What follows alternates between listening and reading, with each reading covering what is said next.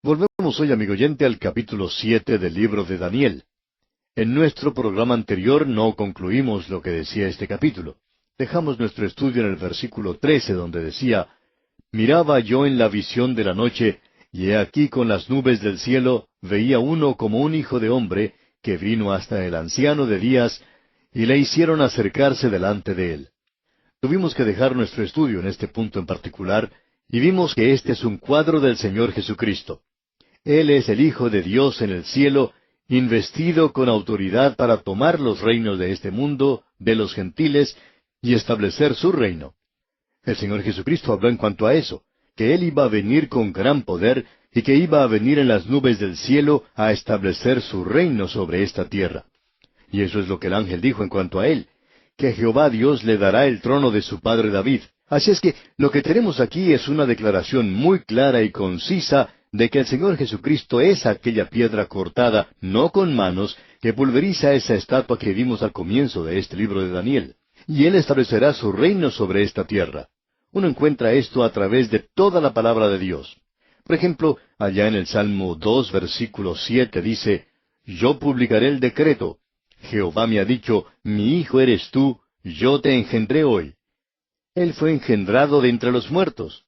Uno puede observar lo que dice allá el capítulo 13 de los Hechos de los Apóstoles, versículo 33, y encuentra que el apóstol Pablo interpreta esto, y se refiere a la resurrección de los muertos. Nada tiene que ver con Belén. En el versículo 8 de este Salmo 2 dice: Pídeme y te daré por herencia a las naciones, y como posesión tuya los confines de la tierra. Él tendrá en su poder el reino. Ahora, ¿cómo lo hará? Dice: Los quebrantarás con vara de hierro, como vasija de alfarero los desmenuzarás. Cuando Él venga a la tierra, el milenio no le va a estar esperando. Él va a aplastar toda rebelión, va a levantarla, quitarla, y luego aquellos que son obedientes entrarán al reino. Volviendo ahora al capítulo 7 de Daniel que estamos estudiando, leemos aquí en el versículo 14: Y le fue dado dominio, gloria y reino, para que todos los pueblos, naciones y lenguas le sirvieran. Su dominio es dominio eterno, que nunca pasará, y su reino uno que no será destruido.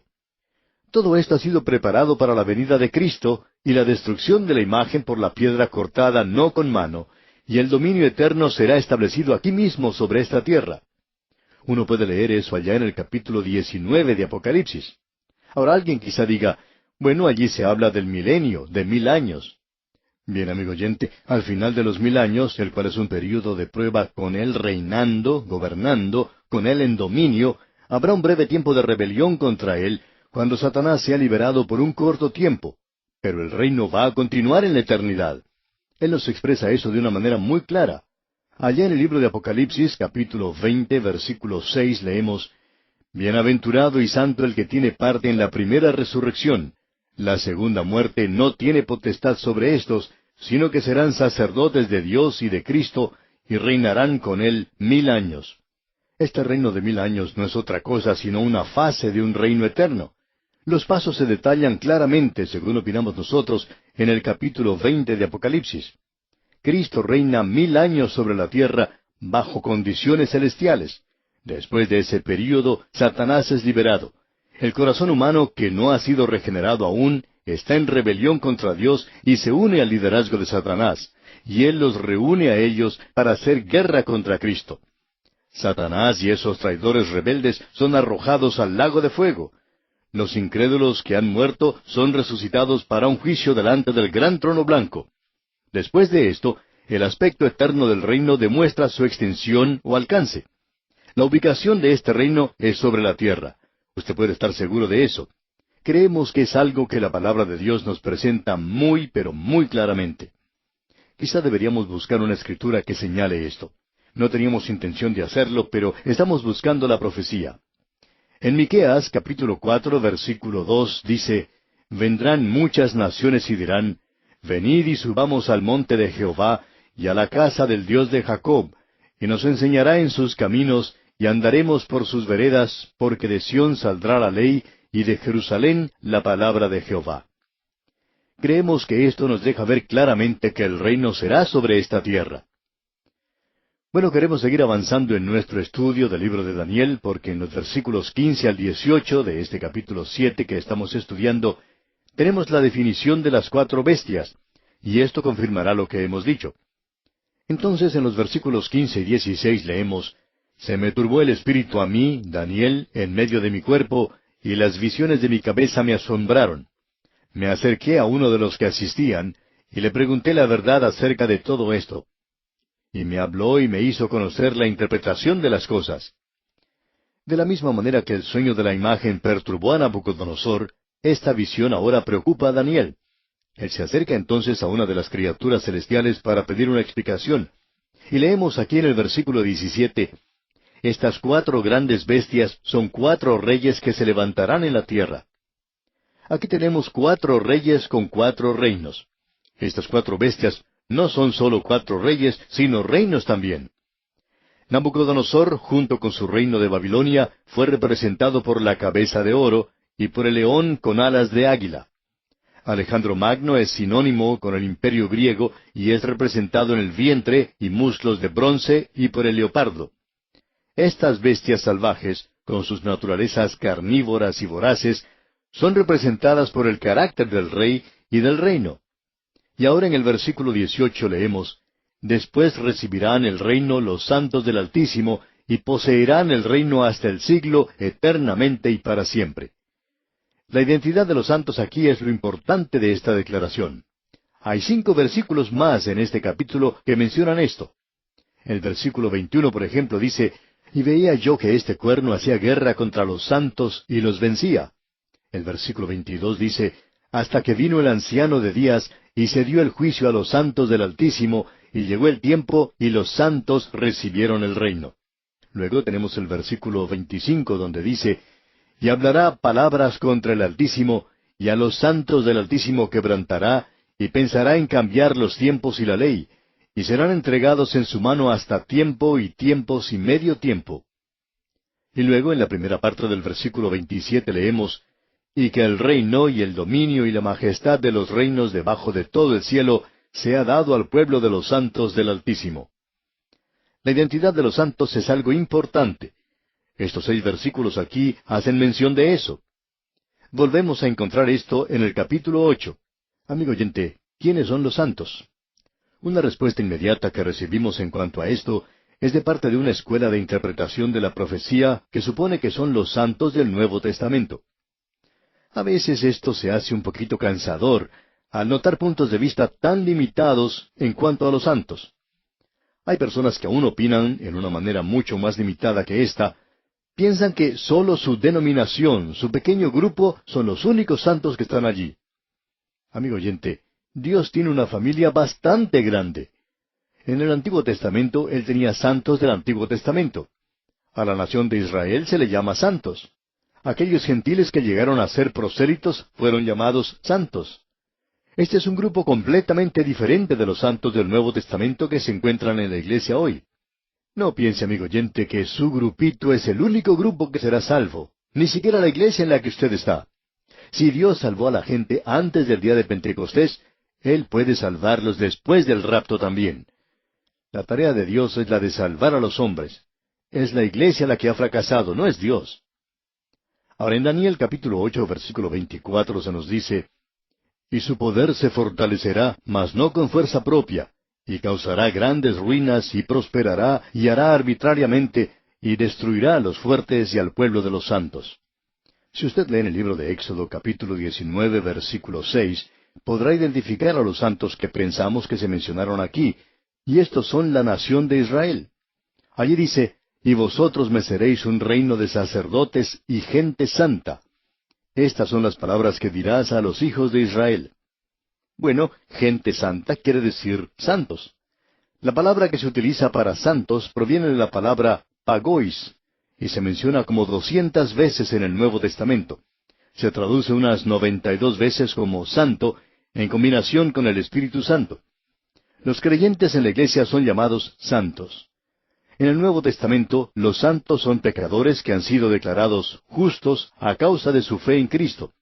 Eso lo vemos allá en la epístola a los Romanos capítulo 1, versículo 7. Y esa palabra se utiliza de la misma manera para los creyentes del Antiguo Testamento. También se utiliza para los santos de la tribulación.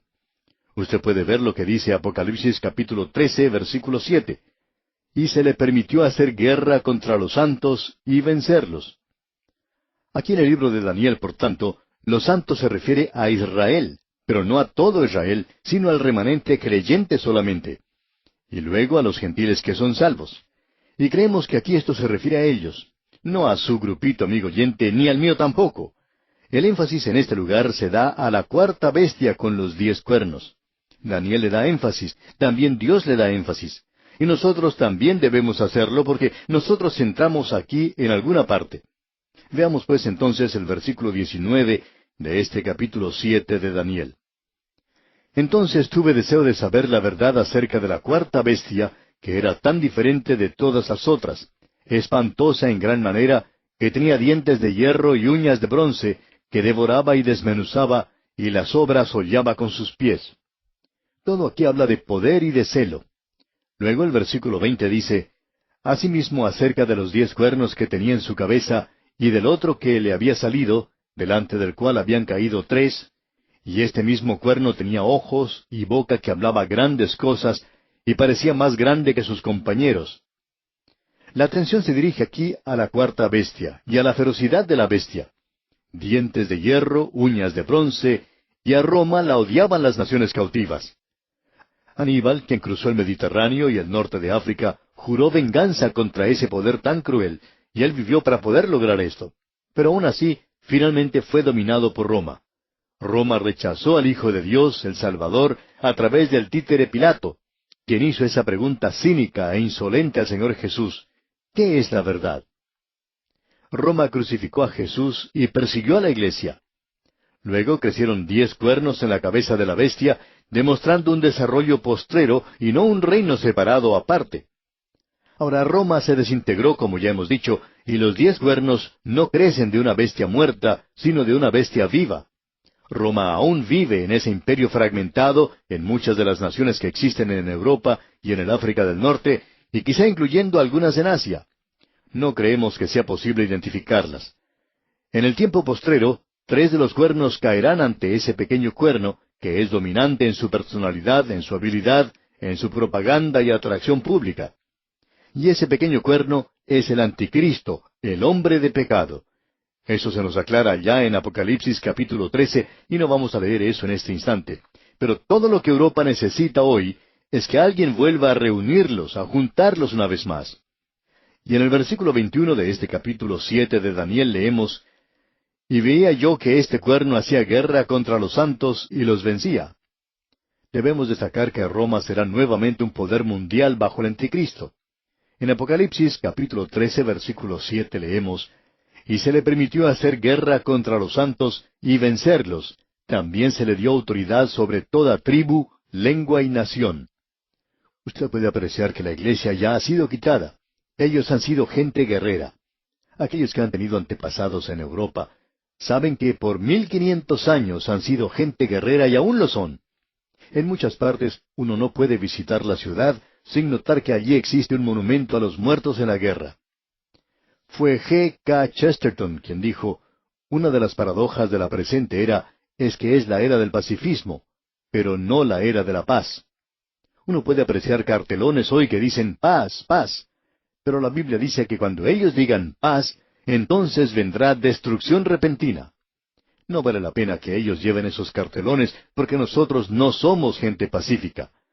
La historia muestra que el hombre ha estado tomando parte en 15,000 guerras y ha firmado unos 8,000 tratados de paz. Aún así, en todo ese período, solo ha disfrutado de 200 o 300 años de paz. El hombre, pues, es una criatura guerrera. El Imperio Romano va a ser reunido una vez más. Se nos dice que la bestia lo reunirá una vez más, lo juntará y luego marchará a obtener poder mundial y será un gobernante mundial. Se nos dice que blasfemará contra el Dios de los cielos. Allá en Apocalipsis capítulo 13, versículo 6 leemos, y abrió su boca en blasfemia contra Dios, para blasfemar de su nombre, de su tabernáculo y de los que moran en el cielo. ¡Qué cuadro el que tenemos aquí, amigo oyente! ¿Ese es el cuadro de Europa hoy?